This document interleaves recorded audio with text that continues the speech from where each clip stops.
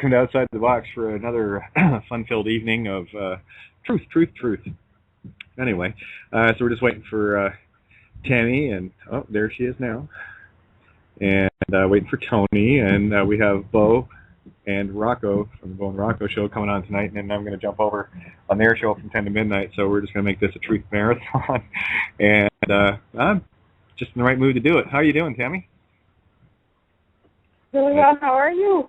Good. Yeah, you know, chatting in Skype and then right on the phone. That's beautiful. How was your week? Oh, go ahead. How was your week so far? You know, same old. Dig. Look. Hold the torch, basically. So that's kind of where I'm at these days, and just trying to get a lot of stuff organized for Syncrenicity.com.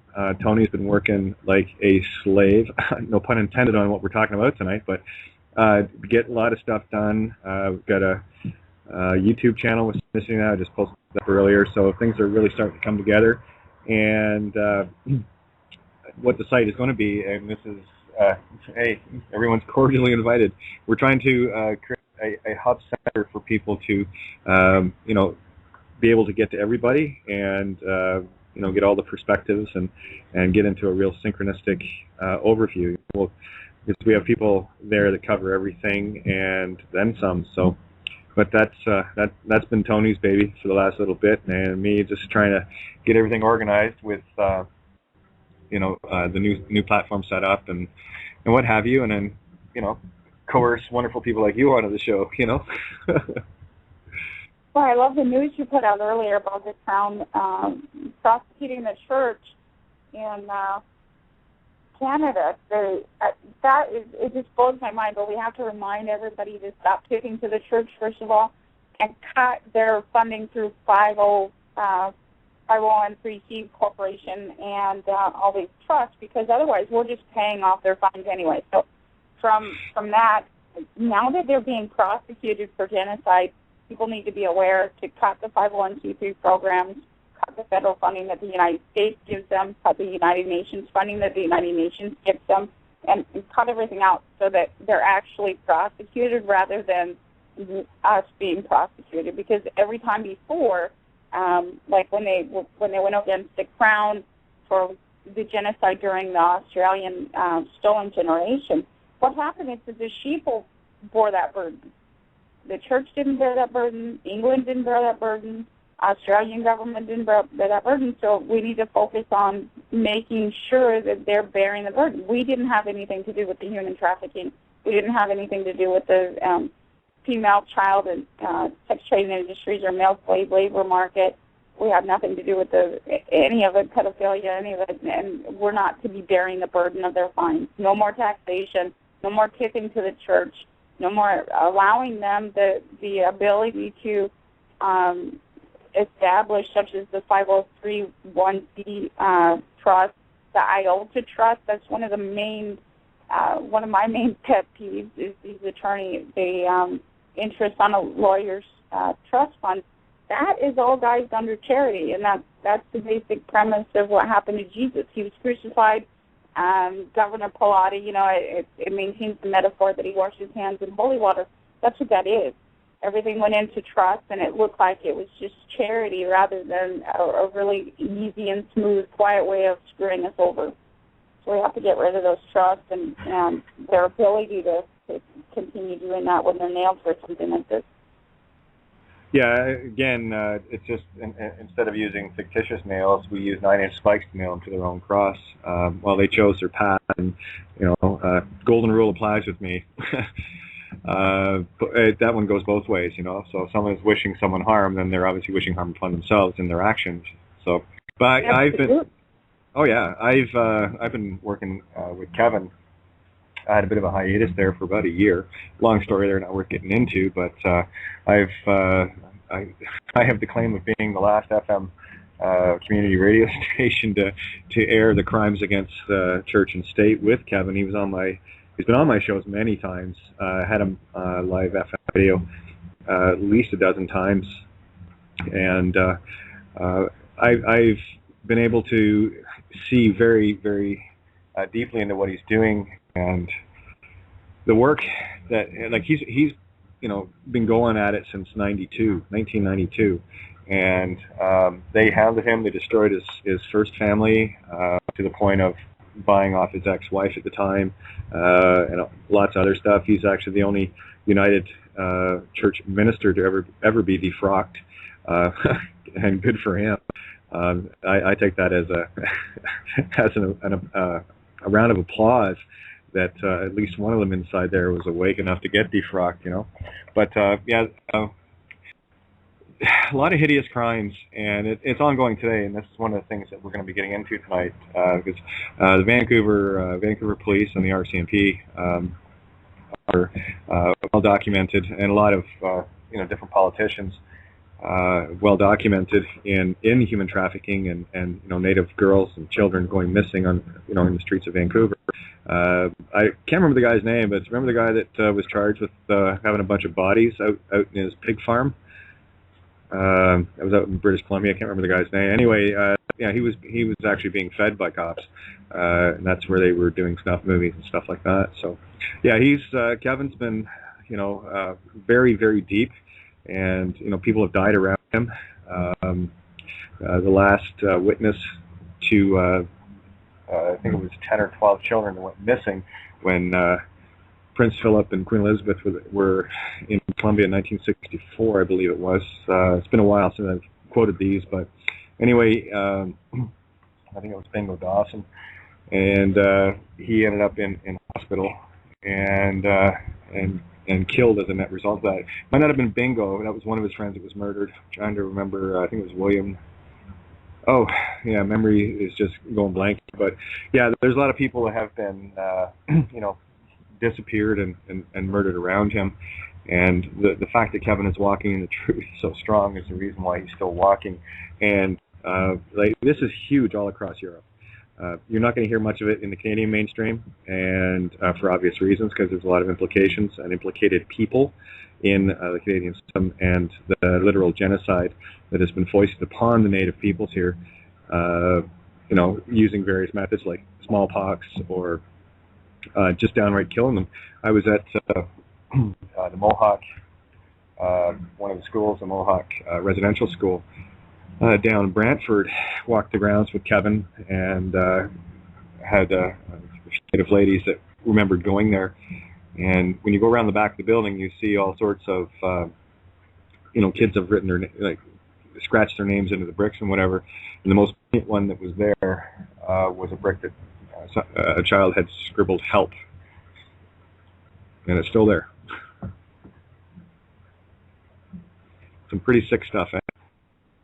It is, and the children here, and what people are not realizing is that juvenile justice programs in the United States, these children are acting out because they've been sexually abused by the diocese, by psychologists, by attorneys, by judges, by cops.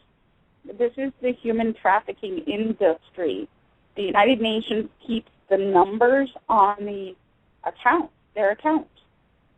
There's 250,000 children going through child protection in the United States at any given moment in time, running right through the child sex trade industry. This is how it's done. Then the children are punished when they start acting out, like you had mentioned that somebody scribbled "help." Well, the most prevalent reaction to sexual abuse is extroversion in the male and introversion in the female. So the female will go off and she'll quietly find herself an older male, and she'll breed and whatever else, because that's just assumed as to herself. Herself was removed.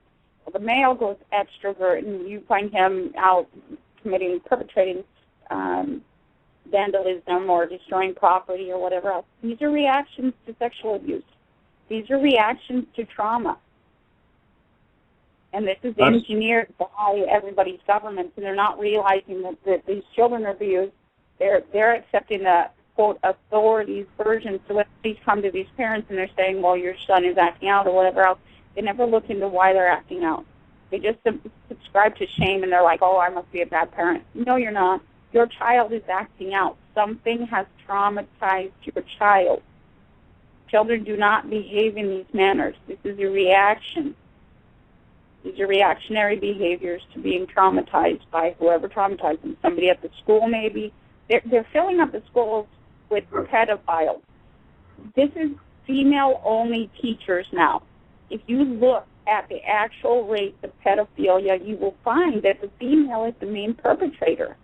The female, the dyke female, she has no empathy for children, men or women.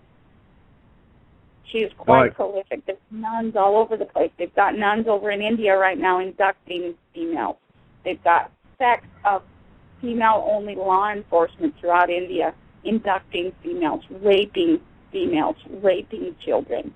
There is an awesome documentary called She Stole My Voice on MG Global. Everybody needs to watch this. She Stole My Voice. This female runs around as now the National Organization of Women. She is not a real female. She's a dyke female. She has no empathy whatsoever. Right now, these issues and Dianne Feinstein is a dyke. Barbara Boxer is a dyke. Joseph Biden is an effeminate male. He is a pedophile. Patrick Leahy is a pedophile. He's an effeminate male. John Cornyn, these people are sitting at the Senate Judiciary Committee. They're running on funds from the 1974 Congressional Budget and Impoundment Act. What are they impounding? Read these things. Find out what the Senate Judiciary Committee does and is. They're pedophiles. They're passing privacy laws to protect them. They are the sex trade industry. They are the female and child sex trade industry and slave labor market. People need to realize what's going on. This is horrifying. Yeah, and I couldn't agree with you more. And I hate to use the word victim, but that was something that did happen to me when I was 12 to 13. And yeah, it is quite traumatizing. With me, it was a complete introvert for a very long time. You know, and again, these are things that you learn to deal with. And what's happening in society now is more and more of this information is getting out, because what I see has happened is a very serious blanketing of the human psyche with all of this negative energy. That's all that is. It's like when you talk in terms of rape, you're dealing with someone with power and control issues. Again, yeah, rape is not a sexual crime; it's a power crime. Right, and it goes right back to the William I, his ordinance separating the spiritual and the temporal. He gave your body to the bishop, the sheriff, and law enforcement in order to traumatize you. That is how you separate the spiritual and the temporal. You take away the self. If you rape a child, that child cannot find the self because it's blaming itself. It takes the burden of that. And that's what we're here for. We're here to let everybody know it's not your fault. This was a design. It's a political game. It's a political design. This is how they maintain you as dead individuals because you're dead. They took your soul. Somebody stole your soul. It is not your fault. Come back. Come back. Just wake up and realize who did this, why they did this. This is politics. Polykratis. Poly means many. Kratis means to control or possess. Politics is to control and possess many by removing their self from themselves.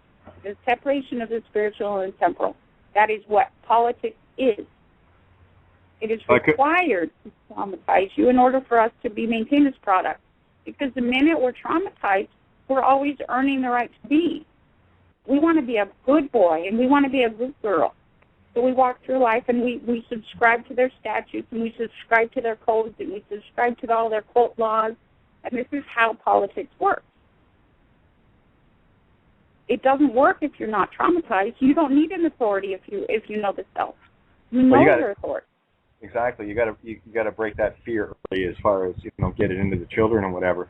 One of the things that I have noticed that has been very prevalent over the last couple of years, in particular, for whatever reason, it's like this layer is getting peeled off, and the number of people that I've talked to regarding this kind of a situation is a lot more people are being more open about it, about the abuses they endured in terms of clergy or teachers or whatever the case may be. And it's always people that are put in positions of trust that seem to be the biggest culprits because that trust is already there and it becomes an assumption, and I guess at some point they get this uber God notion that somehow they can do whatever they want and not worry about getting caught. Like with me, it's little things like death threats and stuff like that kind of keep you in that traumatized state for a while. And you really, looking back on my own experiences, I can't even begin to describe the psyche of an individual like that. 1 minute they're in front of everybody else, they're like this normal human being, and then they become a monster. It's quite something. And we do have Tony on the board now. I've had his mic hot for a little while, so he's not really liking Google Chrome. So anyway, no problem. I might as well let everyone know. Tony, you there? Yeah, Kate. Sorry about that. I've had an absolute flipping nightmare juggling. Oh, I know. I was telling everybody you've been working your butt off. Oh, that's not the half of it. I tell you, I've got 3 blooming browser windows open. Oh, it's just a nightmare trying to juggle all the different browsers, all the different permissions, passwords. Oh, you don't want to ask. I believe you. Don't worry. I talk to you every day, so I know what you're going through, and much gratitude on this end. Now, getting back to the subject at hand, yes, these entities, and you're so right, Tammy. You're so right. I love the fact that and by the way, this is for any loving lesbians out there that are actually in balance with each other. Don't take offense to the dyke comments, because Tammy, that's probably the most accurate word in terms of what some of these feigning women have. They've been so overrun with their masculine that they've lost that whole compassion aspect. And I'm speaking of people that I know as well. You can see the difference, and and when there's it love. has nothing to do with actual sexuality. Any person that can view another human being as an object is a dyke. Okay? Yeah, so agreed on that. Yeah, absolutely. Right. You and I, when we're in a relationship, we're equal to our partners. It doesn't matter what gender they are, what gender we are. We're equal to them, and we view them as human beings. But the psychopath does not view human beings as human beings. They view them as objects. They can count them. They can use them to maintain benefits. Children, so often, we're seeing 1,200 child murders each year in the United States alone perpetrated by their mothers. That word is so perverted, because those are not mothers.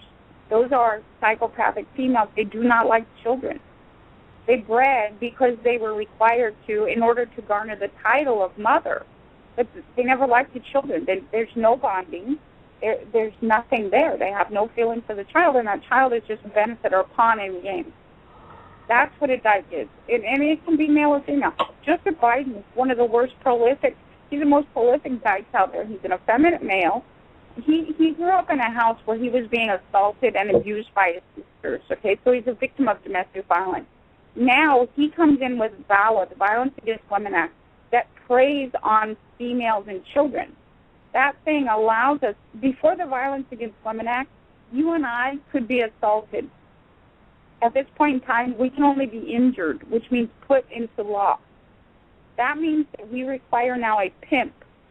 We are being prostituted. Every time somebody beats our head in, and the most main perpetrator of domestic violence against females is another female, by the way. But when somebody beats our head in, we can only be injured. Right off the bat, the prosecuting attorney gets $6,000 to prosecute that case. What do you get? Nothing. What does the judge get? He starts hypothecating by CUSIP number, and eventually there's a $33 billion influx of revenue into the court system. because I can no longer be assaulted. I can only be injured. Under the Crimes Against Children Act, children can only be injured. They can no longer be assaulted or harmed. Everything is codified. Crimes Against Children Act was implicated by not only Patrick Leahy, but also Ted Stevens.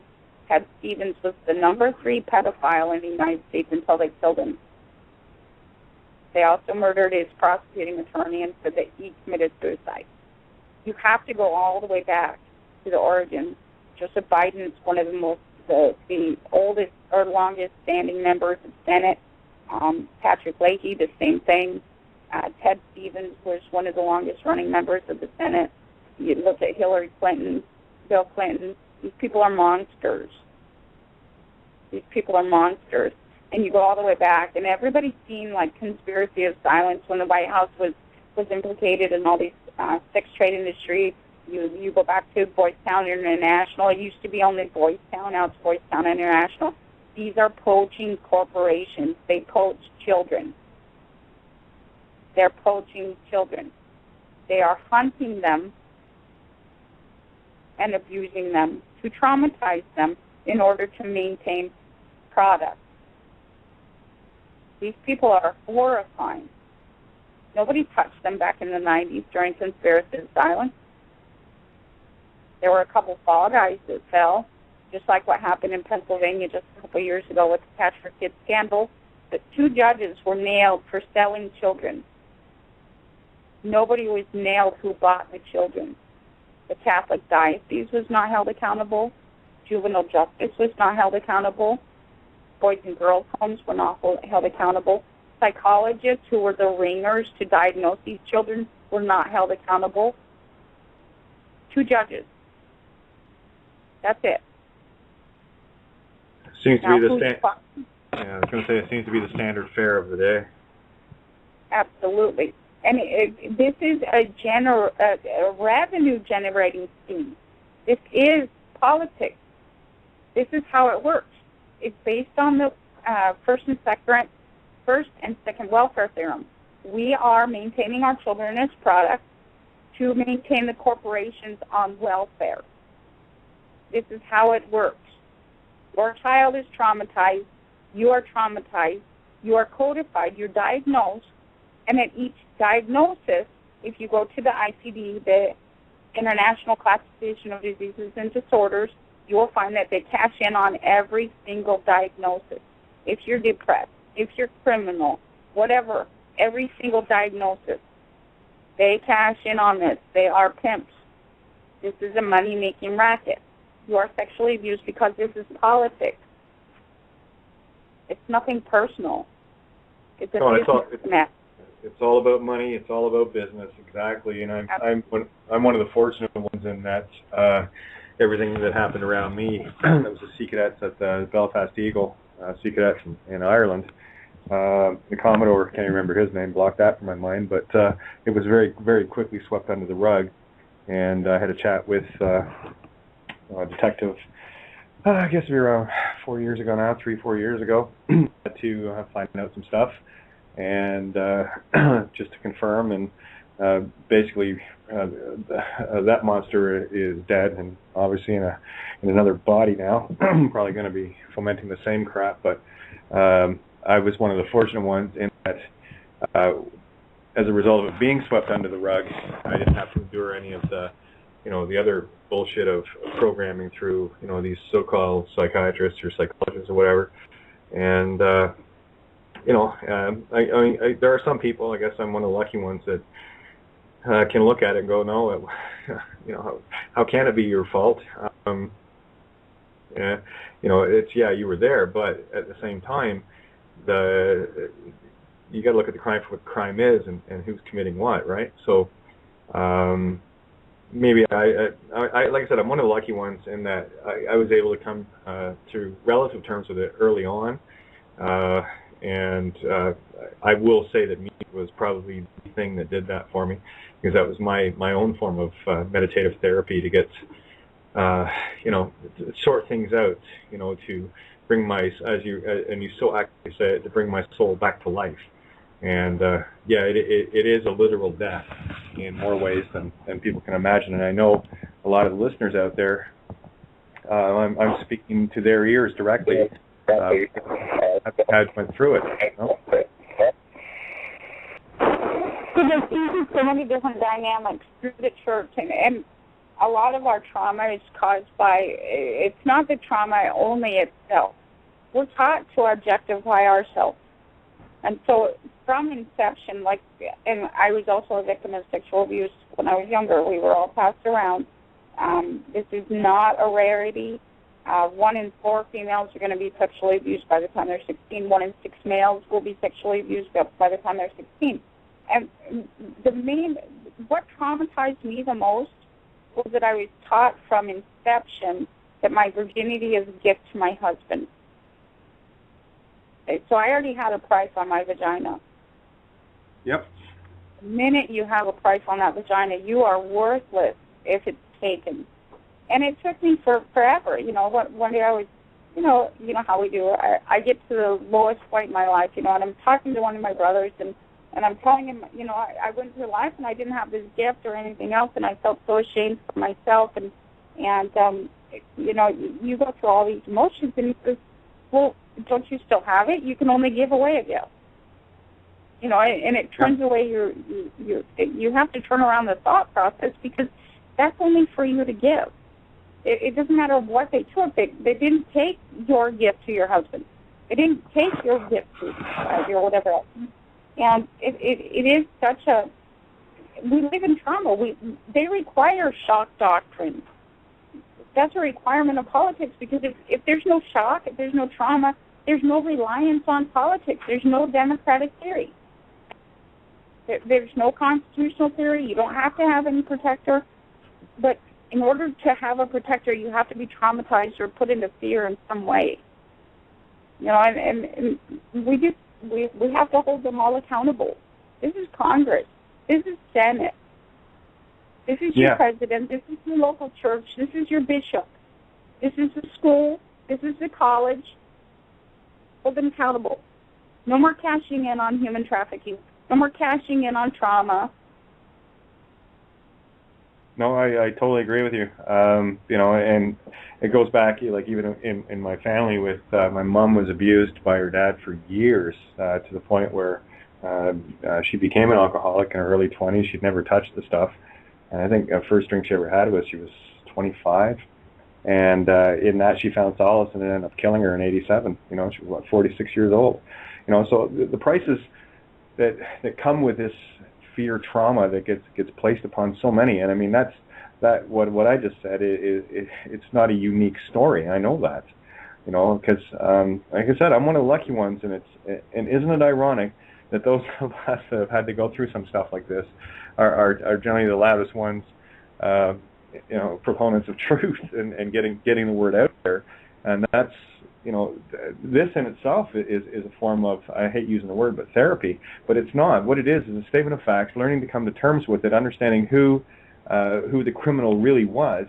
And what your brother said to you was majestic. It wasn't beautiful. That was majestic. Yeah, it is a gift. You have the heart. You see, the thing is, when you give of a gift, you have to give of yourself of all. And when somebody takes something from you, there is no gift in that. There's theft. No. It's just, and Jesus said it. We have to die in order to live. So, if that's going to be the death, and that's the worst they got, well, they're falling short. Because you're here now. You realize yourself. I realize myself. I teach myself. If that's the best they got, they're already failing. They're already in failure. And we're required to pick up the children. We have to make sure that the children are okay. We have to teach them these things. We have to notice when they're reacting with reactive behaviors. Parents need to look around and say, oh my gosh, why are they reacting? Why is my child sexualized right now? They're only 9 years old, and I only send them to school for more hours than I have access to my child. So apparently something's happening in the school. People need to really, really look into what's going on, because these children are coming home, they're reacting with these reactive behaviors, vandalism, maybe defiance or whatever else. These are reactions. Go to the school. There is something going on at the school. That is where they are preyed on. Okay? In this quote game, and it is a game. It's a game of chess and the game of risk all combined to make politics. In this game, there are principals and agents. You have a principal at every school. He is not your friend, or she is not your friend. They are trained in Delphi. They are trained to target you, target your children, and the easiest way to do that first is to divide and conquer. That means that they get you against your spouse or against your partner, and by holding the child hostage or holding the child as a pawn. They'll come to you and they'll say, well, it looks like there's abuse going on. You never look at the school. You turn against each other. This is the story of Job. How patriotic are you going to be to the other daddy?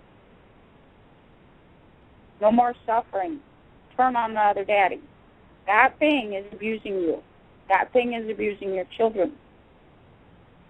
Yeah, I couldn't agree more. Thing, right? Again, it's had over 1,500 years on you, so it's well practiced. Not so well hidden anymore. That's the joy of this. One of the things that's oh, sorry, I was just a little distracted there. Where was I going there? I lost my thought. Hey, Tony, jump in for a second. Maybe share some stuff that you've come across. I mean, we did a few shows exposing the pedophile rings in the UK, and we had a field day with that one. It's systemic, isn't it? It's in the Masons, it's in the Vatican, it's in the churches, it's ingrained in the royals, it's ingrained in history, it's ingrained in psychological smashing down of children's psyche, split personalities, Montauk. How many do you want? There's so many examples of it, it's ridiculous. But yeah, it's the same old shit, isn't it, basically? And it's going to carry on until people become aware of it and decide they've had enough. So yeah, there's loads of different takes and flavours and things that you can put on it. It's still the same stuff. It's again, it's a construct. You've got to become aware of the construct and say enough's enough. And until people do that, I mean, that's one of the things about Kevin Annett bringing this out: crimes against humanity by church and state. Brilliant, awesome stuff. Absolutely, and the point I was going to make, if it's going to leave me here again, what you said earlier about getting the parents turned against each other and what have you, standard practice. See, I'm still trying to codify this thought to get it out right. You're talking about observing children to see their differences and whatever. It was actually it was my dad that noticed extreme introversion on my part. I've always been a really outgoing kid, and just always full of vim, vigor, and or piss and vinegar as he called it. And then it was like I had shut down. And kudos to my dad. Actually, my mom. I found out 32 years later that my mom actually knew. So there was a burning question in my mind. The last two words my mom ever said to me was, "I'm sorry," and I could never figure it out. I'm thinking, for what? We went through what we went through, and still my mom. But the burning in the back of my mind went on for 3 decades, and I finally asked my dad if my mom knew what had happened, and when he said yes, that's when it all clicked together. And it's like, that's why, because she, being mother properly in that regard, felt that she had failed in protecting one of her children from the same thing that preyed on her and eventually killed her. So again, it is about being observant, and parents, pay attention to your kids, especially if they're in the public school system. Unfortunately, I haven't been able to see my kids for almost last year now, and I was always very, very mindful, and had made a point of always being in the faces of the the principals of whatever school they're at. The one public school, like the primary. The principal there was an absolute gem, and I had many conversations with him and how frustrated he was with, hands being tied within the school system, and loved when I confronted teachers based on their teaching ethics and the stuff that they were doing, one-sided things. And you got to remember too, people, that the books that the kids are reading from, those books are not in those schools by accident. There's a very specific program running, and they want to. I'll give you one example of something as simple as this. My daughter came home one day. She had to write an essay, and she always came to me, right? Go figure. What are the odds? And it was about World War I. How was it economically beneficial for Canada to actually have been involved in World War I? So what they're already doing there is equating money before murder, death, mayhem. And by the time we were done that essay, it was it's very, very economically beneficial for the bankers and the gun manufacturers, but it wasn't very beneficial for the the soldier in the trench that was using those to kill other people and eventually ask a soldier who's just had his arm or leg blown off how economically viable it was for them, And these are the things that people need to really pay attention to. Just, spend some time with the kids. That was the thing. They would go to school, and people say, "Why do you have your kids in the public system?" I said, "Well, it's to give the other kids an education, because my girls would lead by example with the stuff that I was working with them on after school." That's why they, my youngest really into the school thing is very creative in a lot of different ways, and she always did well. There was no question. She wasn't like the straight A. I'm not sure what she's doing now, but with my other daughter, she finished top in grade 6, 7, and 8, and like by a wide margin, because I spent the time with them to teach them how to think independently versus being taught what to think by someone else. But again, getting back to the subject at hand here, the parents have to be more vigilant. They have to be, this is not a video game generation, guys. This is, turn the TVs off and spend some time. This is the whole divide and conquer process that's used, and it's used at every level with incredible force. Absolutely. And you were asking about the books earlier, and you had pointed out, where did these books come from? RAND Corporation is the National Security Corporation for the U.S. Department of Defense. Rand McNally is the editor of all of the children's books.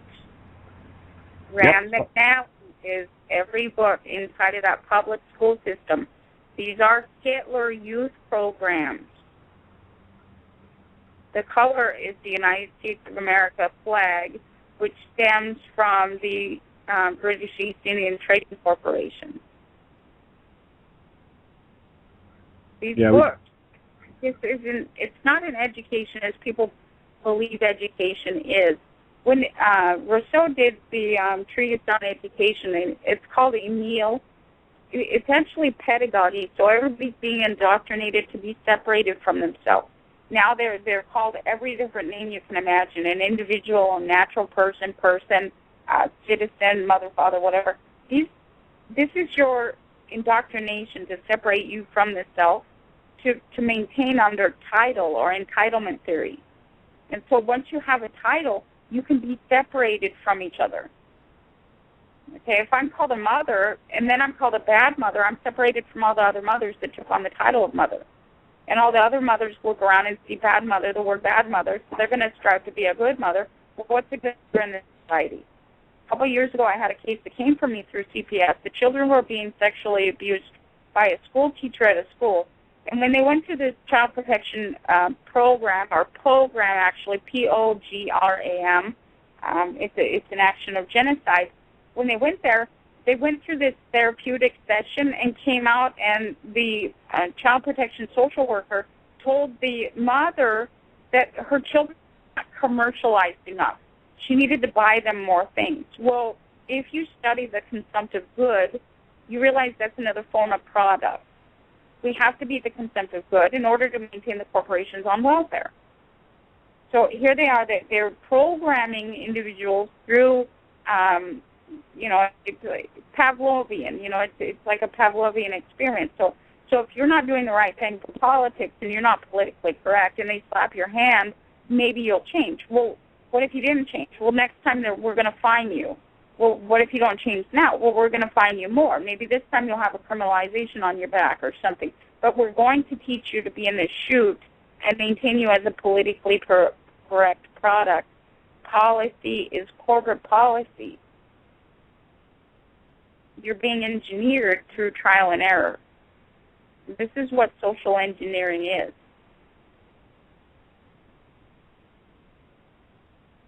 And it's sick to the highest degree. Tony, your thoughts?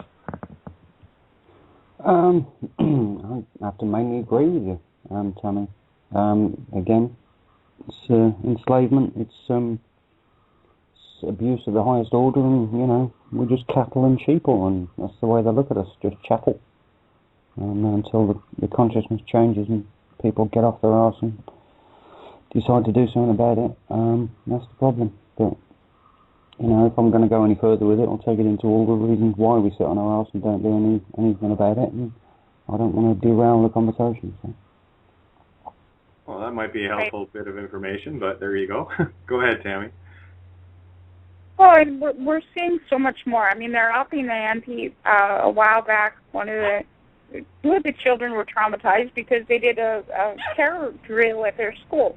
Now, these children are not aware of this happening, but parents are made aware.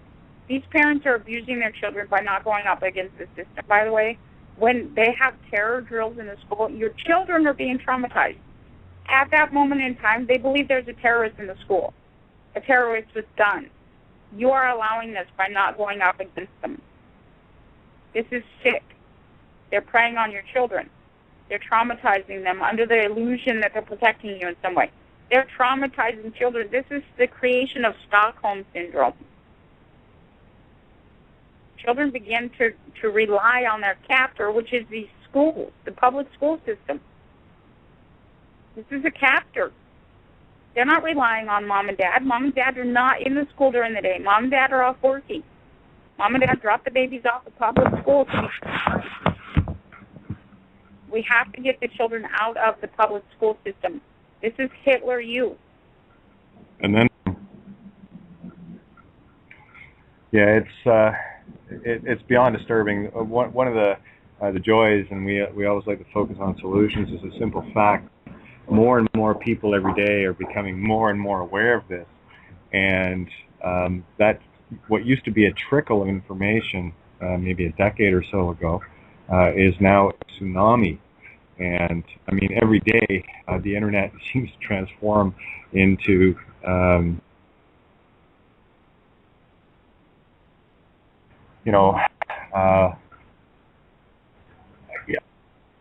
even a year or 2 years ago, I wouldn't have been able to say I was as hopeful then as I am now with the numbers of people that are showing up on a regular basis.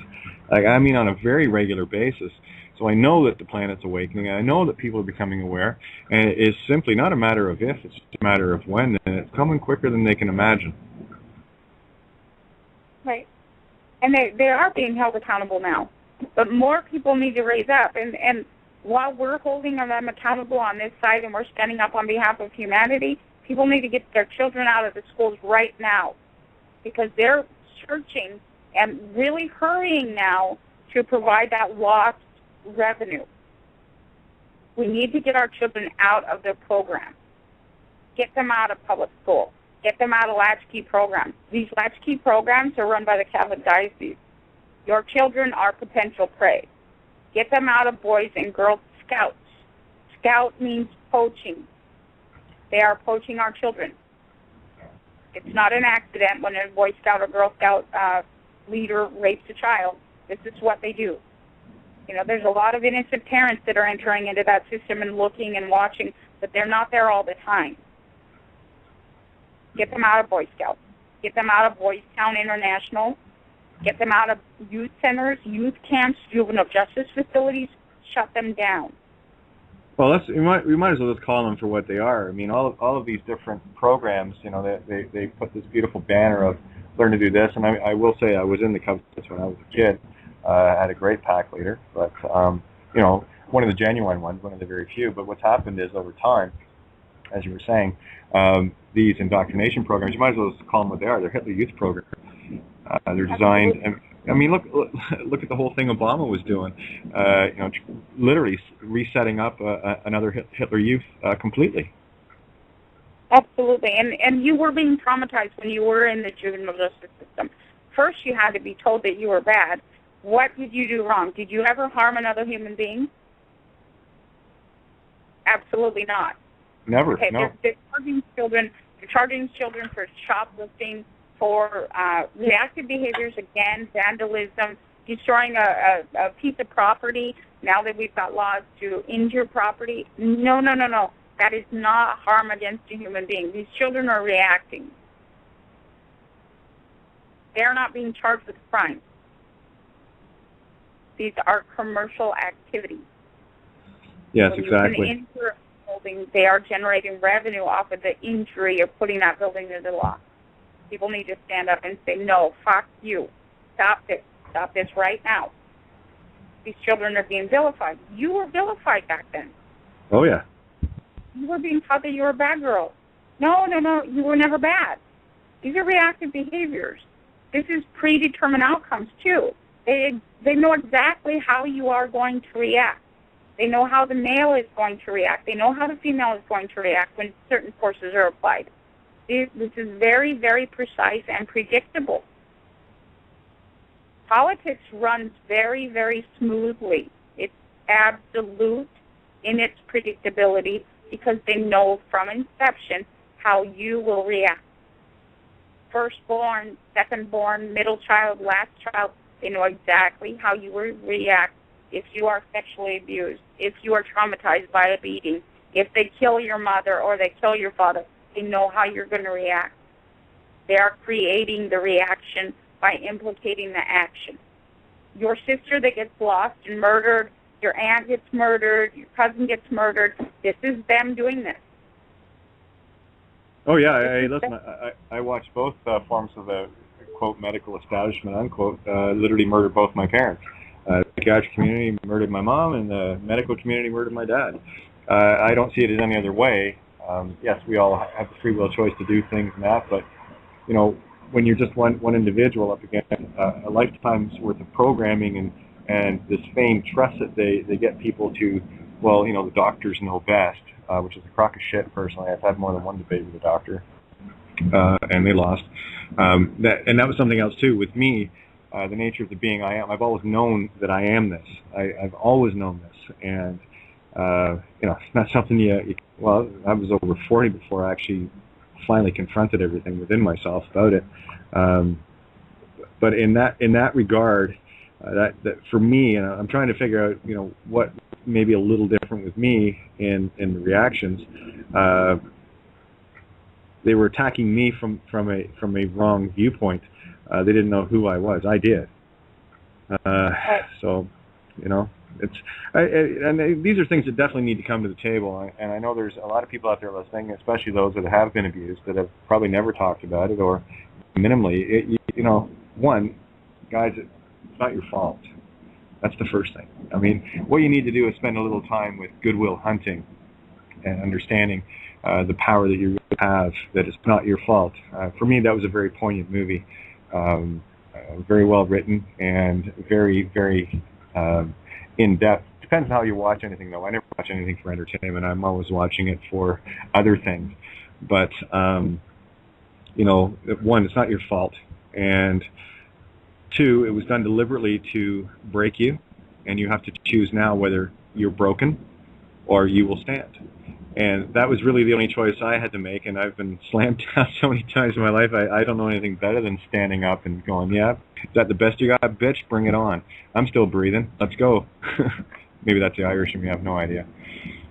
Absolutely, because you don't walk with an ego. That's why you're so beautiful. You are absolutely human beings. And when you take on the ego, you take on titles like victim, and you use it to your advantage, so you cash in on victimology. That's what this society is ingrained to do. You know a lot of victim personalities. They maintain as a victim the rest of their life. It's attention-seeking behavior. Get over it. Move forward, and you have to hold them accountable. I mean, that's our obligation. We have to hold them accountable. We know what we went through. We know the trauma. Yes, it hurt like a bitch. Yes, we went through a lot of shit to get to where we're at right now. However, in order to stop that from occurring against another human being, we're required to stop that. If we just wait back and play the victim, nothing ever happens to the abuser. Nothing ever happens to the pedophile rings. Exactly, and it's that whole psyche that you're speaking of there. That is for me a constant war, because I see my role in what I'm doing to get as much information out as possible, doing the studious research properly, so that when I'm talking on air, and like yourself and Tony as well, that we're bringing across things that can resonate with people, because they're coming from a truth reality, not just truth, a literal truth reality, in that, look around you, people. Is this the world that you envisioned?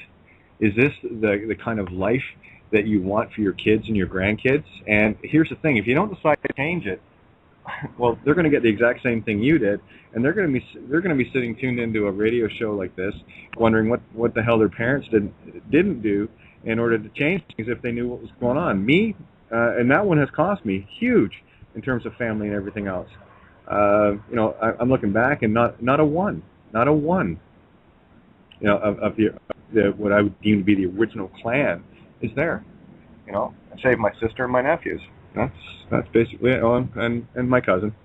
But it's not an easy road. But I'm a constant battle with myself to never portray the victim mentality when I'm trying to convey an experience. And that's when I'm speaking of an experience. I'm not talking of, oh, woe is me. Yeah, I've had my up days, my down days, and I've got to tell you, this last year has been beyond traumatic in so many ways, on so many levels. And I can tell you, there are days I fight to hold on to that thread for dear life, but I'm a stubborn bitch. I won't let go. Absolutely, because you're standing up against them. Now, everybody listening needs to be aware of this. If you're pushed to the edge of the herd and nobody's watching out for you, but you're the one that's raising up and standing up for humanity, should not they be ashamed of themselves? Absolutely, and that was Kyler put out a beautiful article. I think it was yesterday, with that whole sentiment in mind, and talking about stuffing your fat face, sitting on your fat ass, watching your your TV and playing with your iPod, and probably yourself, hopefully at the same time. He really, I got to tell you, I've read some things in my life, but this one just hit the nail on the head. And very impassioned individual. And I guess if anyone was tuned into the show with Tony, myself, and Kyler, I'm an unyielding sort, and I will stand in my truth. And so will Kyler, and so will Tony. And for me, that made one hell of a show, because it gave people an opportunity to see so many. I won't call them diametrically opposed, but not quite meshing things, but you could really sense what was going on within the intermingling of the conversation. I did anyway. It was I love that kind of fire, but that way people can actually get a sense of who I am and what it is I really do stand for. And you're right, Tammy. People that are not coming to the fore in any way, shape, or form. They're sitting back on their hands waiting for people like us to do it for them. They're still stuck in the slave mentality, and quite frankly, if it were me doing that, I would, that's why I do what I do, because I'd be absolutely ashamed if I wasn't doing something to change this paradigm. Absolutely, and politics requires that, by the way. An independent voter, for example, is one who follows the winner. So if the Republicans are winning, the independent is going to go over to the Republican side. If the Democrats are winning, the independent is going to go to the Democratic side. This is a requirement of politics called cognitive dissonance. You are going to gravitate towards the human ease. So in your experience, what they're doing is they're watching you, and they're seeing you stand up for humanity. But the sickest thing is that they're waiting for you to get your head lopped off. They're waiting for you to be decapitated, so to speak, in order for them to either follow you, the winner, or follow somebody else. They're going to fall back on the other daddy because that's the easier thing. They've been taught human ease within cognitive dissonance. So here they are. They're not aware of themselves. They're relying on you to save them. They're relying on either you or the other daddy, of course. And they're never being. They're never living. And they're going to maintain this position because it's required by politics. This is how they generate revenue. For those who are going to work 40 hours a week, coming home and watching the boob tube, that's all they're doing. They're just doing what's required of them as a productive member of society, by the way. You are called a product. You are called a human resource. Stop doing this. I just thought of a great idea. I was going to say, I just thought of a great idea for a T-shirt, so let's see if somebody runs with it. Humanity, not my department. How many times have you know, that's basically what it boils down to. And you're right, you know, it's trading, you know, one savior for another savior, or one master for another master, or one nanny for another nanny. And until people actually wake up from that cognitive dissonance, they're never going to actually have any sense of being alive. They might get a thrill on occasion on a roller coaster, but I'll tell you, you said it earlier in the show. He says you don't know you're alive until you've died a few times, and I've got a few notches on that belt. Absolutely, and again with the living, if you're the beneficiary always, you're not the heir. You're not the living. So there's a whole bunch of people right now, and that's another thing that goes back to Nazi Germany, the informant. Okay, back then they called them informants. Now they have hotlines. They call it hotlining on your neighbor. You're informing on your neighbor for a benefit. You get your welfare benefits, you get your Social Security benefits, you're seeking a retirement at some point in time. You're thinking about me. But I have news for those people. They are a target. If you go to the Employee Retirement Insurance Securities Act, you can read all about how they're going to snake that right off of you in the end. If you go to the actuaries in the UK, you can see how they're going to kill you. If you Google mortality and pensioner at the same time, you can see how they're going to kill you and take your pension. You're waiting for these things. You're waiting for somebody to come and save you. They're biding their time because you're allowing them to generate interest off of these accounts. They don't view you as a human being. So you're going to allow us to stand up on your behalf, and they will. They'll allow us to stand up on their behalf until we get our heads lopped off. Then they just fall back on the other daddy. I have news for them. You are going to be administered through the medical industry, psychological industry, or the criminal industry until you die. The death industry is another revenue generation schematic. If you Google death derivatives, you're going to find a surprise. They cash in on that too. Oh, yeah. They empty out the Sescovy accounts when you're dead. Absolutely. And so it's start to finish. If you want to be a beneficiary, that's fine. You're not the heir. But you need to get out of my way and Kate's way and others' way that are saving humanity on your behalf. And eventually you will get nothing. They will get nothing. Oh, they get a lovely death. Oh, yeah, absolutely.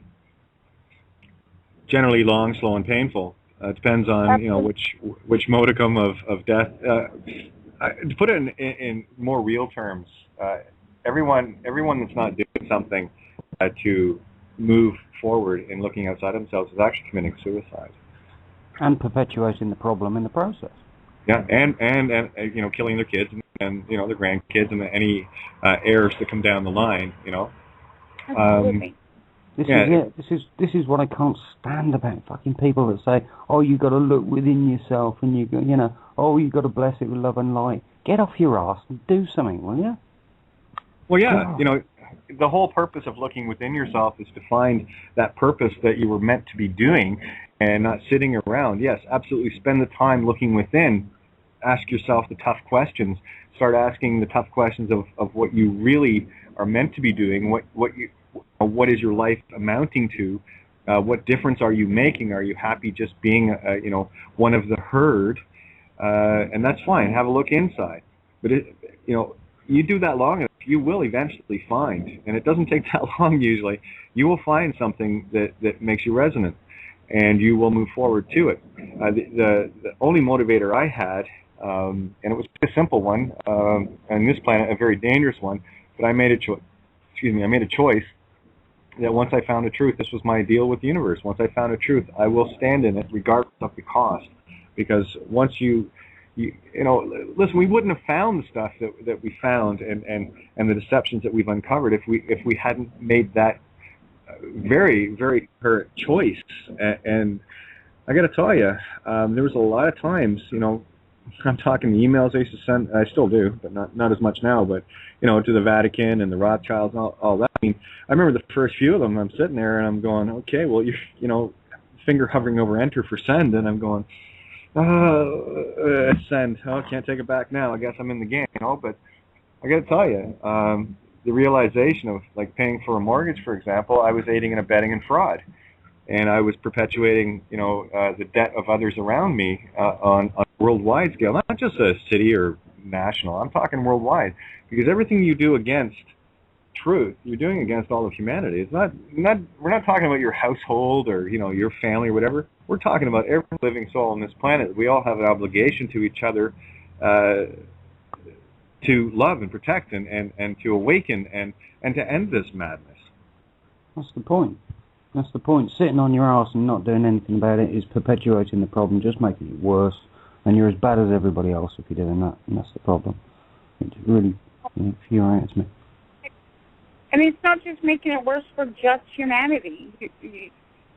When you look at the word mortgage, it means dead pledge.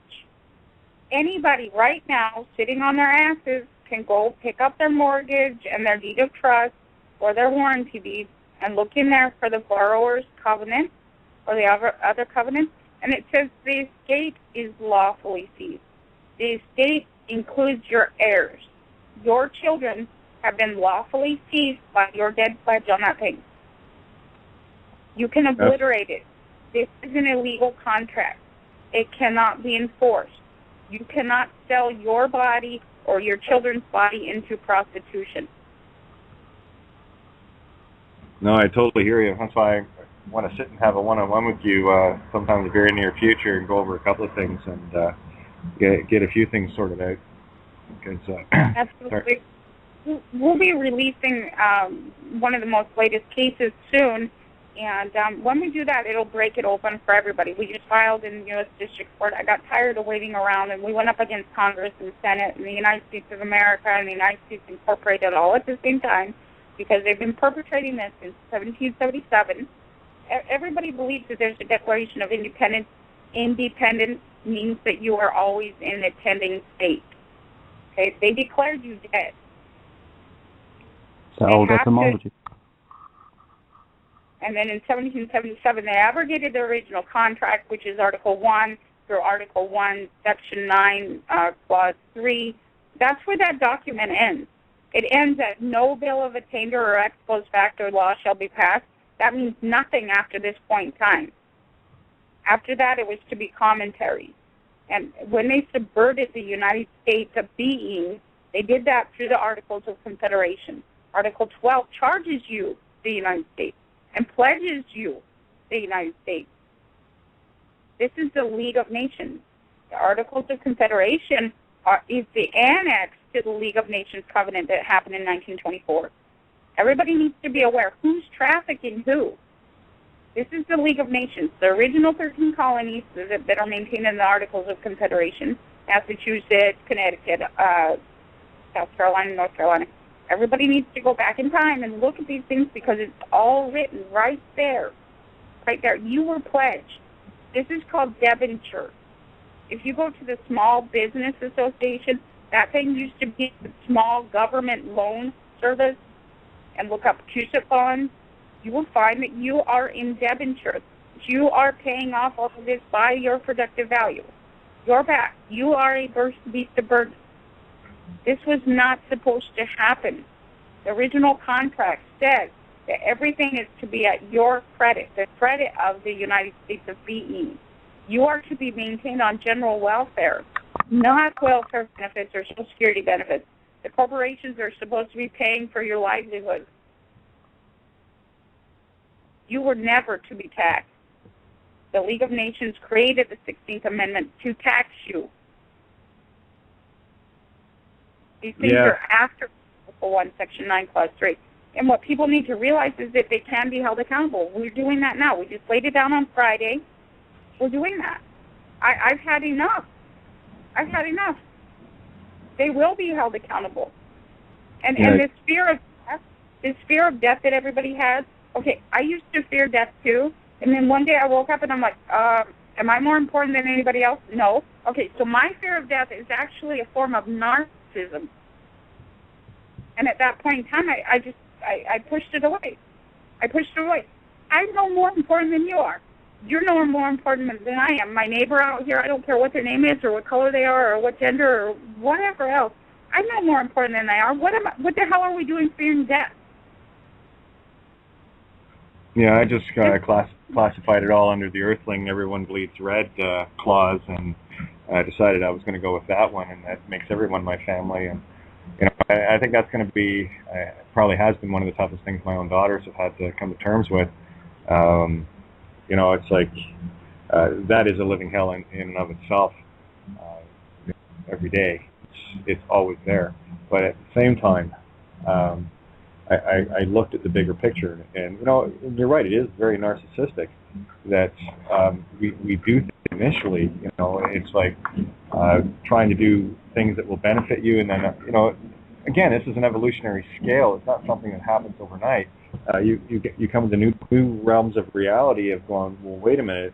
If this is just going to benefit me, how am I going to be able to, help others? Or in the same context, how am I going to be able to fend off others? Better to have them as allies.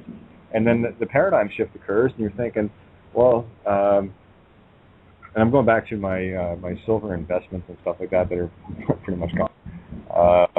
And that was to make sure that, if anything happened, I'd be able to help a lot more people.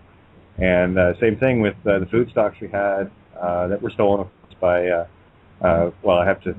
last ones I know that were in the house, or the first ones were the Guelph City Police. So I know they emptied the bar, and I know they emptied my late father's briefcase. The only thing he really left me was his paper note collection. So they emptied the briefcase. I got the briefcase, but everything that was in it was gone. And it goes on and on. Thousands upon thousands of dollars of food, you name it. So many things. I don't even want to start listing it off. But I mean, here, if you stop and think about it, people, talking to you out there, stop and think about it. When you choose to be standing in peace, love, truth, and honor, and becoming that beacon for others, hopefully to exemplify, the very things that you believe and know to be true, and they're the ones that end up attacking you. You got to start questioning what the real motives are. This has probably been the most dumbfounding thing that I've encountered. Is at what point is it going to take people to wake up? Are they going to have to experience the same? I'm hoping they don't, but are they going to experience the same thing I went through? Being tailed, tagged, harassed, SWAT raided, family, taken down to the floor at shotgun. I mean, I'm sorry, you point a gun at someone, there's intent to kill there. That's already a crime in my world. And never mind the fact they pointed a 9mm at me. I'm just trying to give people an overall look at what some of us have. This could be anybody. It doesn't matter whether it's me or anyone else. But when you finally make those choices to stand in defiance of that which is literally shredding our social fabric by design, there's some tough choices you have to make. But here's the good news. You're getting all this first-hand experience information from people like Tammy and myself and Tony and so many others that we bring to the table here. Make it worthwhile. I think the only thing that ever concerns me is I just don't want to see what I've done wasted. And not for me. I don't care. I've made my choices. I made my bed, and I'm sort of sleeping in it. Bed, not a literal thing with me, but you know what I mean. My grandfather told me as a young kid, you make your bed, you lie in it. And he also, I was going to say one other little quote out, and then you can carry on here, Tammy. He said, there's two kinds of people in this world you have to watch for. Those carrying guns and those carrying Bibles are equally dangerous, the latter more so. Anyway, and this low conflict, and this war is waged against us. It's called low intensity conflict. You don't notice it's happening because it's happening as the military force is child protection services, is social services, is adult protection. It is the court system itself. It is all of these programs. Programs. This is low-intensity conflict, and they're waging a war against you. It's just a very quiet vision of what's going on around them. And the thing with patriotism is, you're patronizing this thing. You are calling it your father. Stop doing that. Exactly. And again, and you were going into it, Kate, with how you were intimidated and harassed. This is another form of trauma. This is how to subjugate you, but you're still here. And this is our requirement. They've done every manner of thing against me you can ever imagine. Right now, my dad's been terminal the last week here, the last few days. He's in a hospital. He's intubated. He's on life support. They keep threatening to take him off, and see if he can breathe on his own. But he subscribed to the administration to begin with. He was on their medications. He was relying on their medical industry. Okay? And so what's going on is they misdiagnosed him recently through the VA. Okay? He's on veterans benefits. He's a beneficiary of Vietnam veteran. So here he goes into the VA and all these other hospitals, and they keep misdiagnosing him. This is purposeful. They've done this in the past. And so eventually what he does is he's required to go to a private hospital that does not take veterans benefits. This is a redistribution effort. They're redistributing the estate. This is how they take your inheritance. Okay? They're not going to send you to the VA or if you're on welfare, they're not going to send you to the right hospital where they accept welfare. They're going to misdiagnose you. So eventually, if you have any cash on hand, if you own anything, you will be in the private setting where you're paying all of that. Okay, my dad, he subscribed to being administrated. He thinks they're protecting him. He's laying in a bed right now where a machine is breathing for him. Yep. All under the guise of protecting. He is 65 years old. He should not be in this. No, shouldn't be. Like my dad was 72, and same situation. Again, this is about trusting in, the medical community, thinking that they're supposed to be doing the right thing for you. But it's just about pushing people around to the point where, as Tony and you both said, about emptying the cesspool of trust, and business as usual. They're Sorry, guys. Administrating process and sucking you dry, basically. Yes, and the court system, they call it legal process. It's a machine. You're being processed. Product being processed through the medical industry. They call it medical practice, attorney's practice. These are machines. You're just pushed through the machine, and I love Roger Waters. I don't know if you've seen The Wall or not, but anybody who has not seen The Wall needs to watch The Wall. Roger Waters it's so succinct. You can see the mechanisms. It's a lot is in metaphor, but I mean, he's an amazing soul. I really enjoy listening to Roger Waters throughout time and watching what he brings to the table. I'm Used to Death is one of my favorite songs. Everybody's watching this television program. They're being programmed. And what happens at the end of that song, everybody's found gathered around the television sets, and they're all dead, and they're all wondering how this could happen. Well, it happens because you're subscribing to it. You're purchasing law from the law merchant, and it gladly sells you all of your rights, all of your benefits, but except for you're the heir. You were the heir before they took it. This is your inheritance before they shut up your kingdom. And this is why Jesus was so pissed off. He was pissed. Everybody says that I'm outspoken. Jesus was too. I really cannot fathom for the life of me that he actually presented very calmly, as it's written in the Bible, because at times he was so incredulous. He was absolutely pissed off. Again, you're dealing with the machinations of an indoctrinated mind, and wow, you bring to so many points. I'm off in so many different directions right now. That's good. That's a good thing. I like that.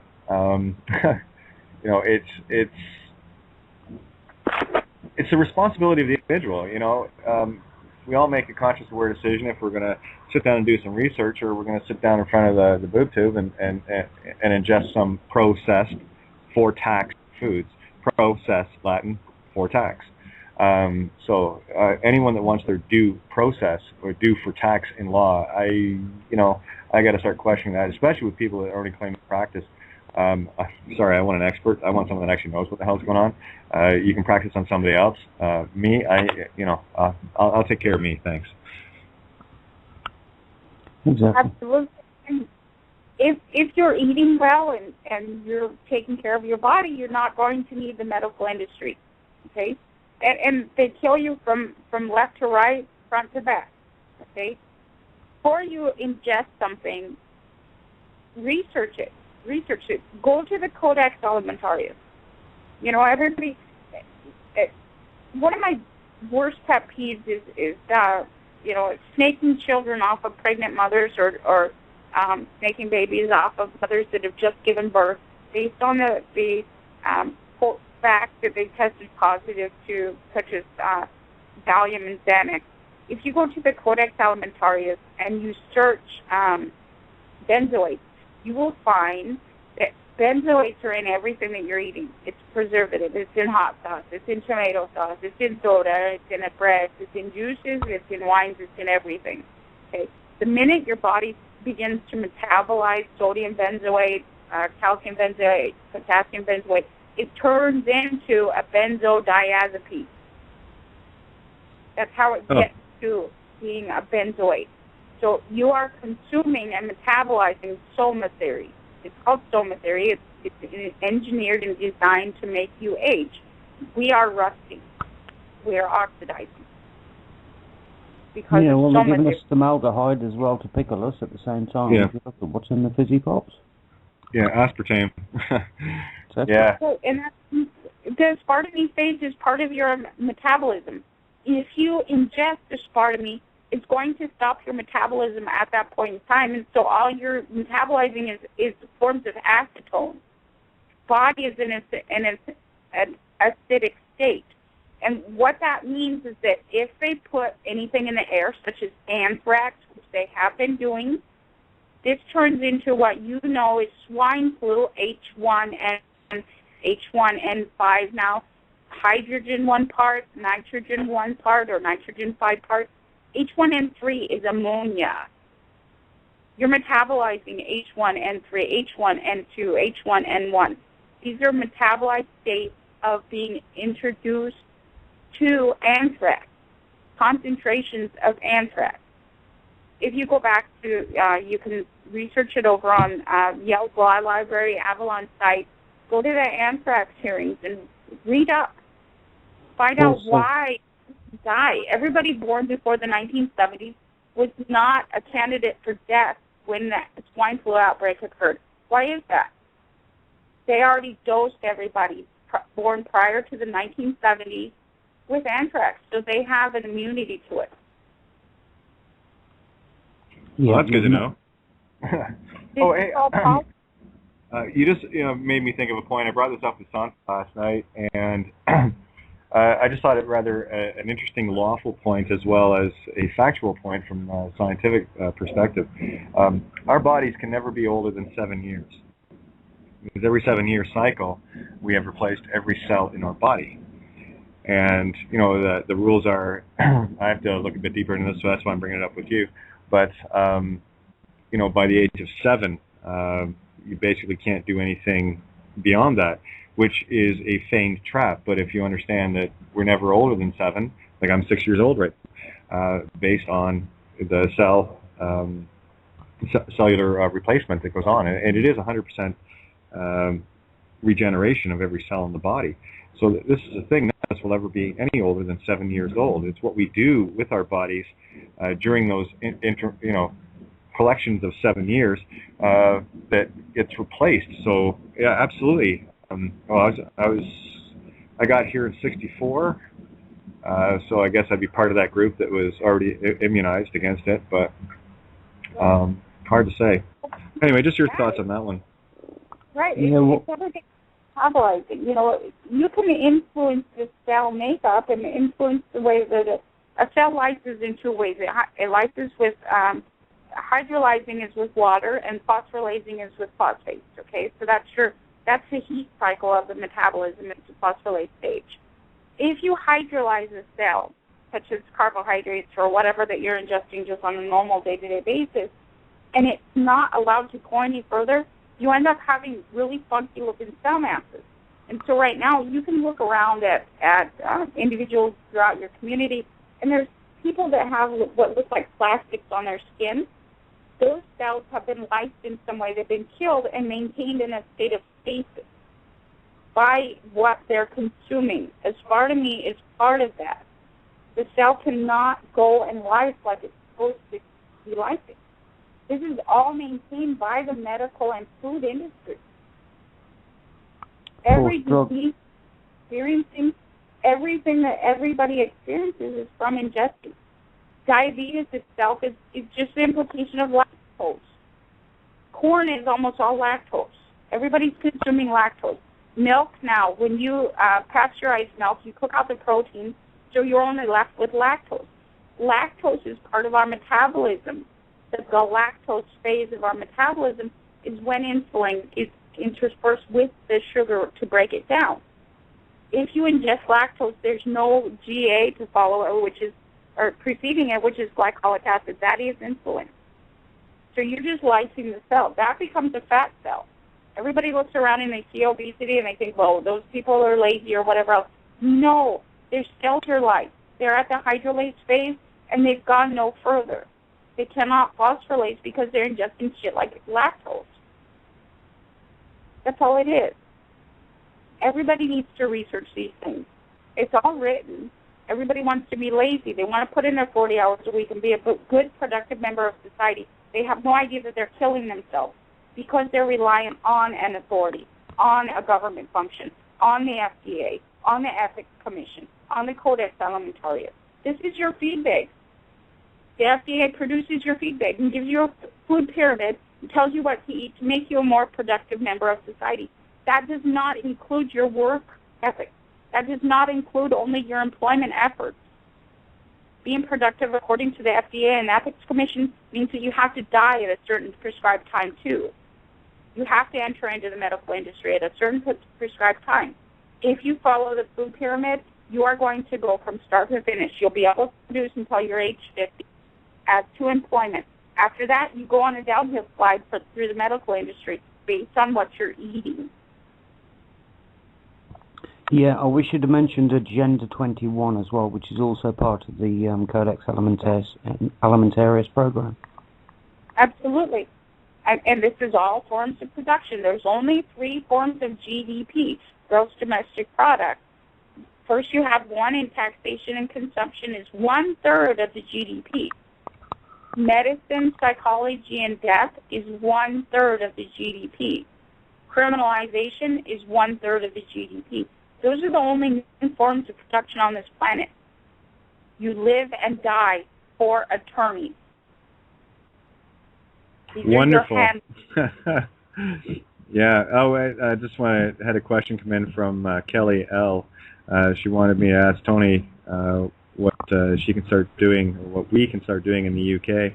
I want things to change now. Well, you're already making a change because you're tuned into us right now. So I'll hook you up Facebook with Kelly and start gathering the proper numbers and the proper people in the right places.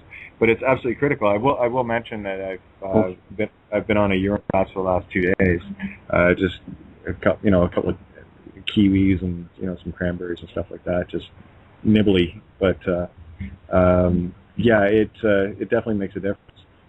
And I mean, when we've talked about this before, but yeah, it's I've got to a point now where I look at things and I know exactly what they are. Like what the bread is,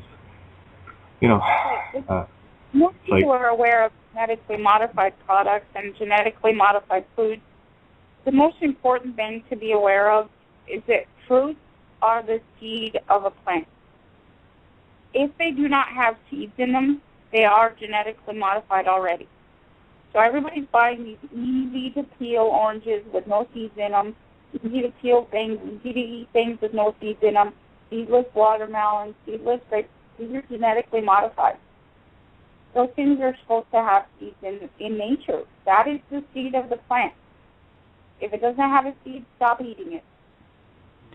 Yeah, I think the majority of things, even though they're labelled organic now, Tammy, have been cross-pollinated or contaminated in ways, shapes or forms that nobody can even guarantee anything's not genetically modified, unless you've grown it yourself and you've got heirloom seeds that have gone back quite a while, or you've got them from a really cool source. You can't really guarantee anything, hardly anything's GMO now. Right, and just research it. Research the composition of things, the chemical composition, the physical composition of things, and you'll be very surprised at what it does to your metabolism. Soma theory relies on impeding your metabolism. So when you're eating, when you're consuming milk, for example, that's pasteurized, you're already impeding your metabolism. You can't go past the lactose phase. There's no protein because it's been burned off during the pasteurization. You look at these fruits, and the ones without seeds in them, they have no proteins, they have no fibrous content whatsoever, and so you're only eating what's virtually acetone. This is what it breaks down into immediately once it hits the gut and the hydrochloric acid in the gut. People need to be aware. If you are in an acidic state, most dangerous state for you to be in, because all around you, they are dosing you with anthrax. I know that sounds crazy, but it just stays in the air. This is a bacterium. Bacterium requires and relies on sugar content of the body in order to attack the body. If you're in an acidic state, you have high sugar, and you're more easily exposed to bacterial infection. This year alone, I've heard so many stories about amputees again. It's coming to fruition. And a lot of it is not the choice of the people. They don't even know about it. Right. Food stamps and food banks, so they're eating high-carb things, cereals and breads and everything else. So they're only getting carbs. They're not getting any protein sources. They're not getting any fiber sources. They're only consuming carbohydrates, which allows them to be sick and to be administered by the medical industry. I know that a lot of people are hungry and they're used to eating these things, but they need to stay away from carbs and fruits, especially with no seeds in them. I mean, it just boggles my mind that anybody would touch a fruit, but I don't think they realize that is the seed of the plant. They always have seeds in them unless they've been genetically modified. Yeah, there's a couple of different elements that people might not be aware of here as well. Okay, let's put this really simply. If people are trying to digest the best, or not the best, get as much out of the food that they are eating, they also need good probiotics. But unfortunately, the entire blooming medical industry, which is what they do, the pharmaceutical industry, is, for you get a cough or a cold or a snivel. I was talking to somebody the other day who got his about 5-year-old son on some liquid, and I said, well, what is it? I'm not going to mention who or what, but he said, well, what is it? He said, it's pink. I go, okay, right, okay. So, and I said, just between me and you, it's antibiotics then, isn't it? And he said, well, yeah, it's antibiotics. And I said, right, well, you better be aware that when they're taking antibiotics, they're wiping out the probiotics in your stomach. So if you're trying to, and that destroys your flora content in your stomach. So if the probiotics in your stomach can't break down, or the gut flora in the stomach can't break down the vitamins, minerals, nutrients, etc. in the food, it just throws everything way out of whack. So if you've ever been near any antibiotics, you need to be aware that it's decimated your probiotics within your actual stomach, so you can't absorb the nutrients in the first place to even get close to readdressing the balance, unless you're taking good probiotics after I wouldn't recommend antibiotics. The only antibiotics I recommend is colloidal silvers, and there's a lot more information about that, but the point is, if you have been on antibiotics years ago, you should definitely be taking our Hirohito's probiotics, etc. There's a Japanese company, I can get the details out there, but They're the best in the world, and you should absolutely be concentrating and forget Yakult and all the rest of it. It's just mass-produced Chinese crap. Same people own the same companies that are producing all of this stuff. It's a long story, but it's not good. Oh, amazing, Bill. A lot of people make their own homemade breads and they use the yeast and everything else, but you can pull yeast out of the air. That's where the original recipes coming out of Russia, those are the best breads because they allow the flour and the gluten content to collect the yeast out of the air. It's always in the air. Use what you have available. It's there.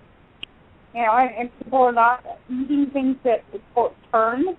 A while back we were having a conversation about tomatoes. The more ripe they are, the more amazing they are.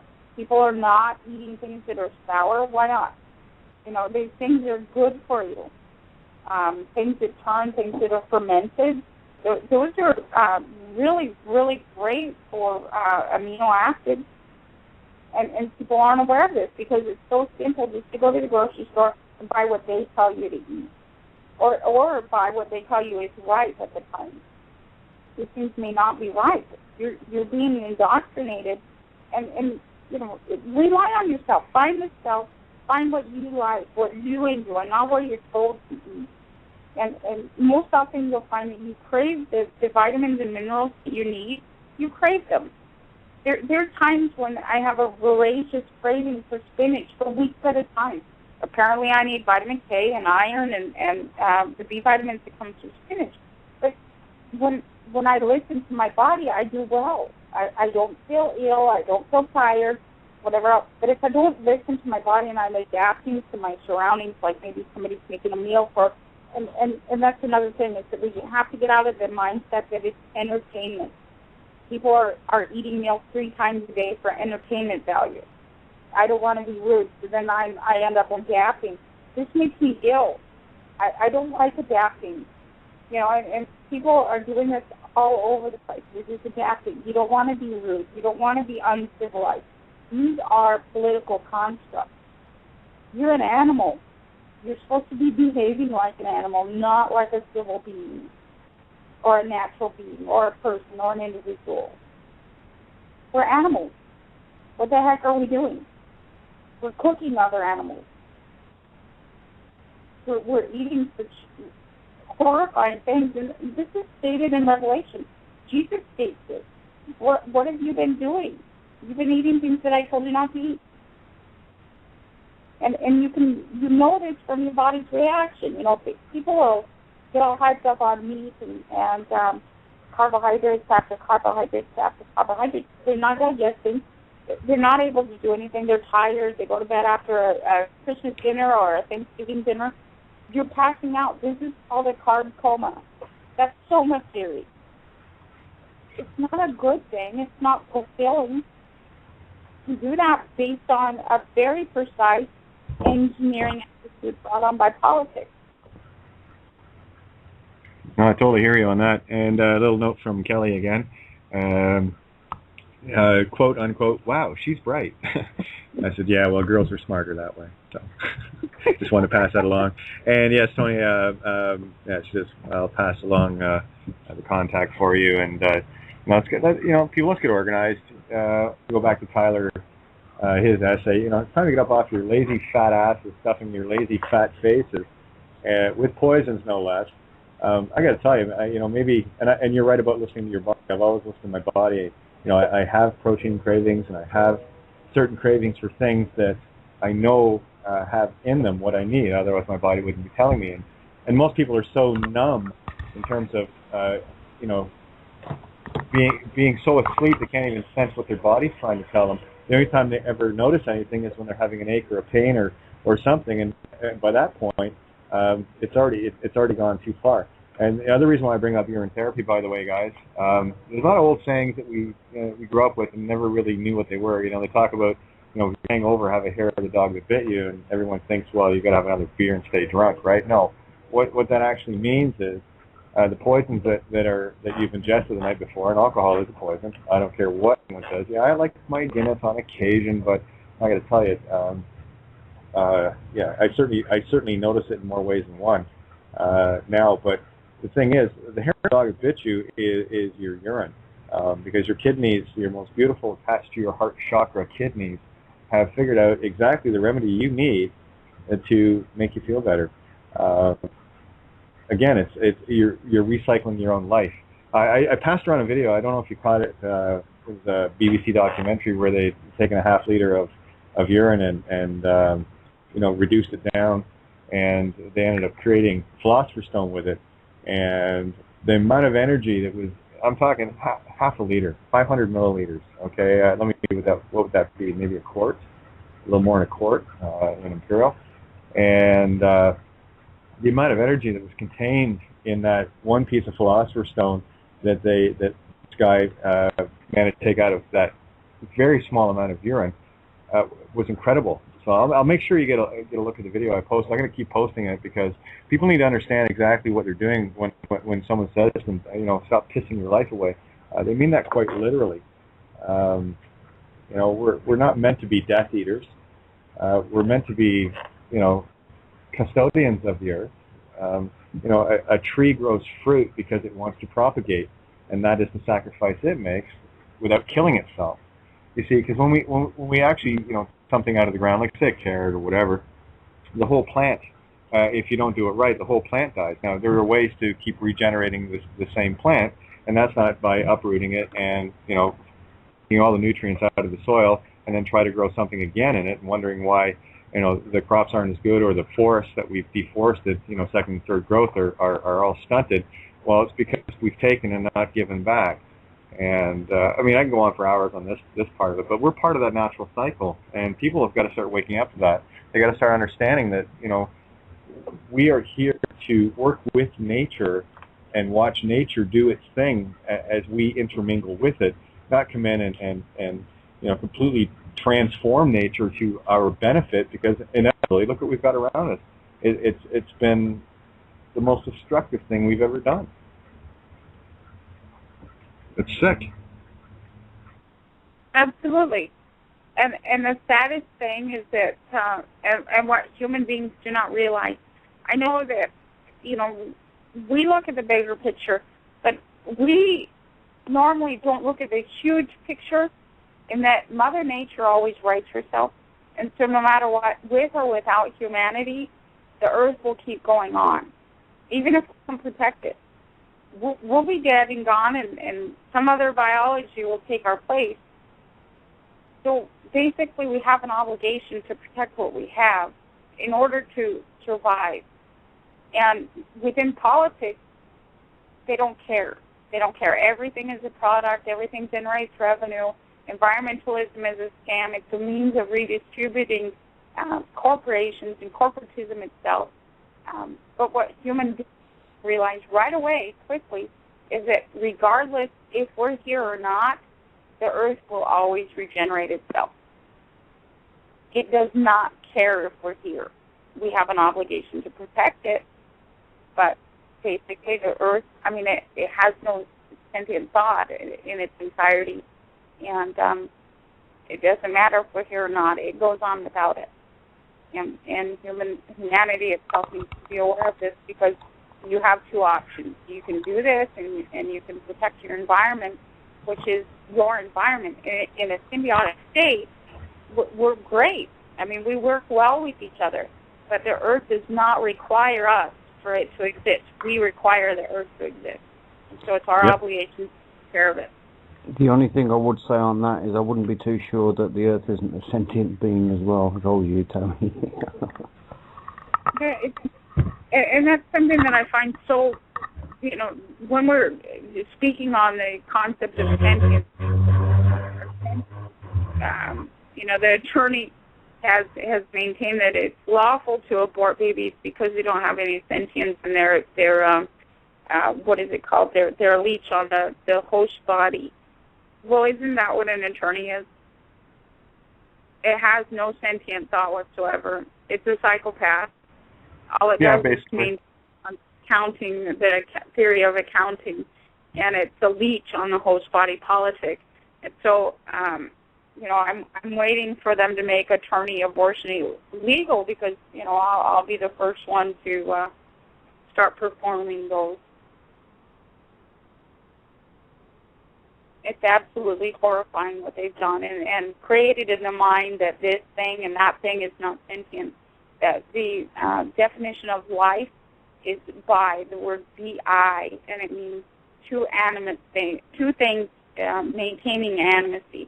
And so anything that goes together in two parts, maintaining an animacy at all, is life. And here we are, we're listening to the attorneys, we're listening to psychology, we're listening to all this pedagogy and indoctrination, and we're looking at life as if it's not life. Everything on this planet is life. It is two animate things making animation. The human body is animated because the cell comes together, it lyses, it hydrolyzes, goes back and forth. This is animation. We have animation because we are life. And an attorney definition of what life is not the definition of life. Life does not begin with sentience. Concept begins with sentience. That's just somebody else's thought. And when you're told that you conceive a child, that's somebody else's thought with thought. Conceive or conception. This is the attorney's definition of when life begins. That's not when life begins. That is not the definition of life.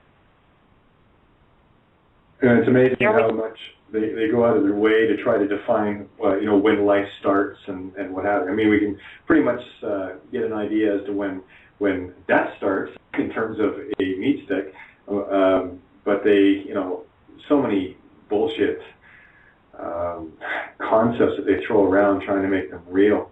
Oh, I did have a little note from Bo, by the way. Doesn't know if he can make it on before the show, and I want maybe to talk a little bit. We got about 15 minutes left here.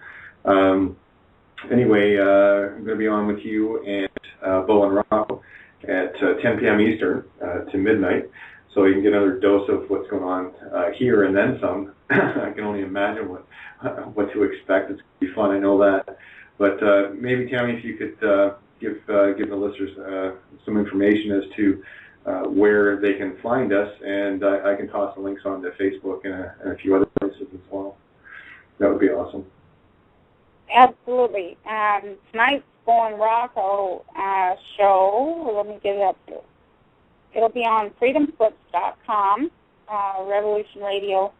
And from what I understand for tonight's show, they're going to also cover human trafficking and current news and information all together.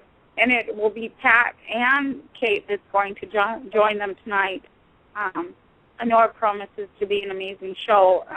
They've been kind of prepping all week, and we had a great week legally and authoritatively anyway. And it's been an amazing run. I can't wait for the show tonight and get everybody all together and listen to what you guys have to say, and I get to kick back and listen. So it'll be amazing. I'm definitely looking forward to it. Yeah, well, you know me, right? I said the other night, we like to talk. Effectively, a lot of people don't know what people like us in our day to day what we're doing, and effectively this is all I've done solid for the last 3 years, and it's starting to pay off, and I'm talking for humanity, not for me. It certainly hasn't paid off for me in let's say the survival sense, but would I trade it for anything? No. The cost might have been high, but the rewards are priceless, and we get the opportunity to bring this stuff to everyone, and just to know that everyone listening, that I get to actually be with them right now. I'm sitting right in your living room or your bedroom or wherever you're sitting on your computer, and I get to sit and have a chat with you. And that's exactly how we've always dealt this, eh, Tony? And I know you too as well, Tammy. We're always inclusive, and our rule is simple: the more the merrier. So come on aboard. I don't know what people are waiting for. I said the other night, is it going to have to get to the point where people are going to, require licenses to walk because we require licenses to drive? It's amazing that, you can go from here to the store, say it's a couple of blocks away, you can walk there and everything's okay.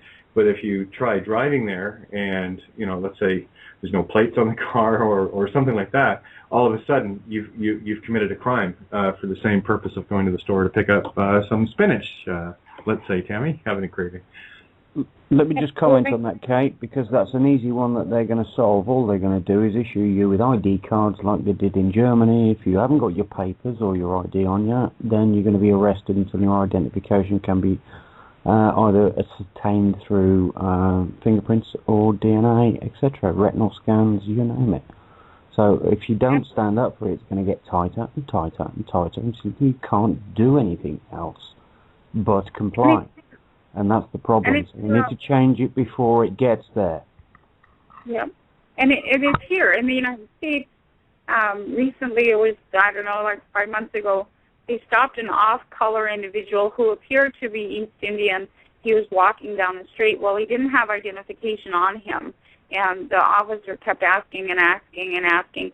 And what was surprising is that one individual, female, did come out of her house, and she looked over and she asked what was going on. Time the cop said, well, we're just protecting you, ma'am. So he went back inside, and this off-color individual who was targeted by the officer ended up being arrested for having no ID. He was walking down the street. It is happening here. This is urban pacification. When the cop says, we're just protecting you, ma'am, and you accept that, you are pacified. He was protecting. He picked up an individual off the street who was off-color, who appeared to be East Indian, and he had done nothing wrong. He did not have identification on him. This happened in Ohio, right here in our own country. It's already happening. And again, I go back to informing on each other. During Nazi Germany, they were told to inform on each other. You will get this benefit. You will get less. You will get favorable treatment. They already have that implicated. They have a child protection hotline. They have adult protection hotlines. They have Crime Stopper hotlines where you can inform on your brothers and sisters. They have rewards set up for you. I have news for you. Under the law of infants, you are a ward. When you are rewarded, you're taken somewhere else and hypothecated in another way.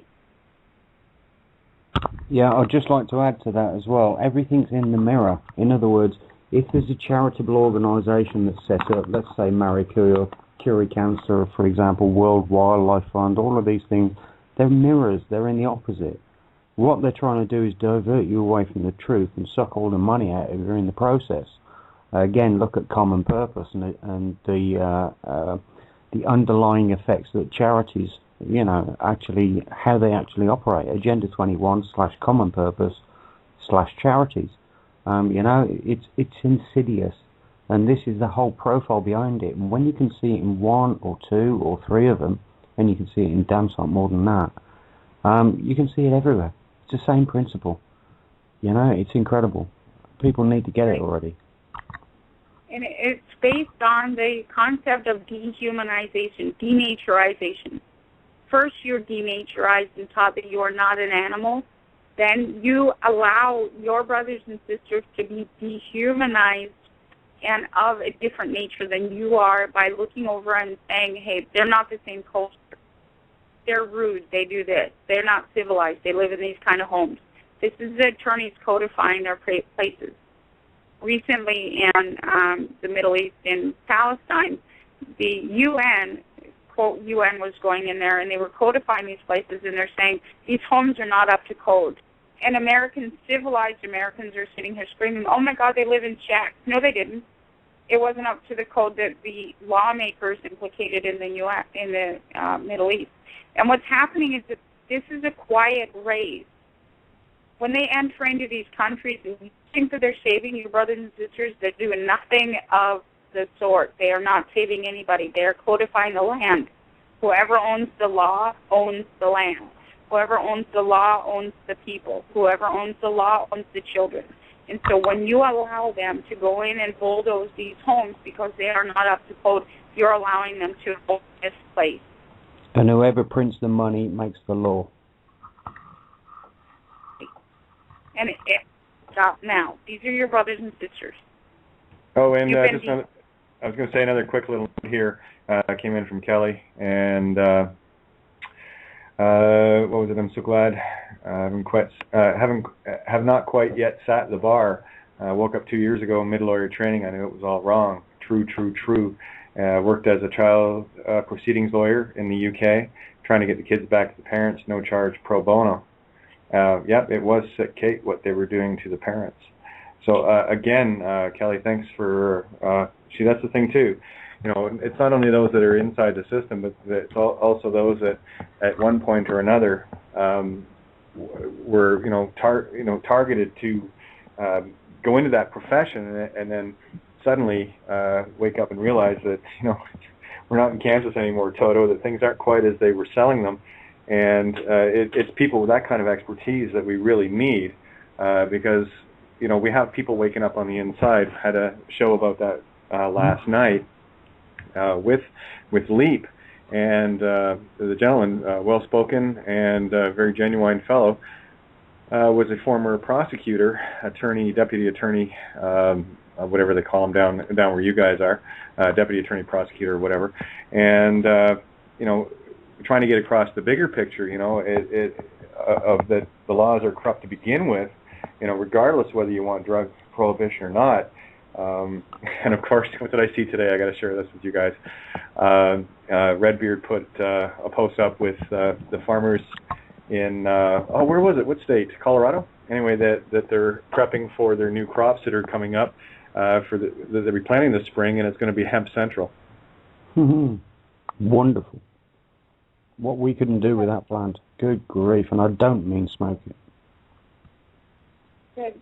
The protein source alone is just amazing. If you look at the shape of our teeth, we're nut crunchers and seed eaters. We're not meat eaters and all of this. And most are not getting the protein that they need. They're taught that rice is something really extravagant that only grows in China or wherever in the rice paddy. Rice is grass seed. Wheat is grass seed. Barley is grass seed. Let your grass go to seed. Stop worrying about code. Everything you need grows around you. It's your environment. Start using it to your advantage. Stop listening to those who are capitalizing on it, commercializing it, and learn about these things. Here, somebody will pay for white rice that is already parboiled. They'll pay a lesser amount than they pay for wild rice. I have news. Wild rice grows in the wild. It doesn't take anything to manufacture it or anything, and you should not be ever paying more for wild rice than cultivated rice. And these concepts, they only occur in human biology because we're the ones that speak the language. Okay. The only way that we can be taken advantage of is by Babylonian theory. We speak a language, so we can be psychologically implicated. We can be criminally implicated. They can take advantage of us because we're subscribing to this construct of language in Babylonian theory. Exactly. Well, we got a little over 3 minutes left here. Always, Tammy, I've had a lot of people tag me, and they want you on here as a regular. So I'm hoping that comes to fruition, because it's always beyond informative sharing the line with you, baby. Unbelievable. And I know what you're bringing to the table.